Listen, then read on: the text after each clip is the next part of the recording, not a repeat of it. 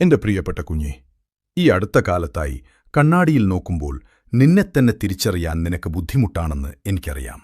ഹൃദയവേദന നിന്നെ നീ ആരാണെന്ന് മറക്കാൻ പ്രേരിപ്പിക്കും. അത് നിന്റെ പ്രകാശത്തെയും നിന്റെ ചിരിയെയും ചിലപ്പോൾ നിന്റെ മൂല്യത്തെയും കവർന്നെടുക്കുന്നു.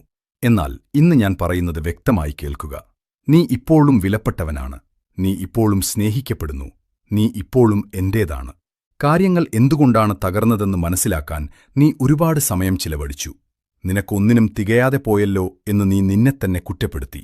എന്നാൽ എന്റെ കുഞ്ഞെ, നീ ഒരിക്കലും കുറവോ കൂടുതലോ ആയിരുന്നില്ല.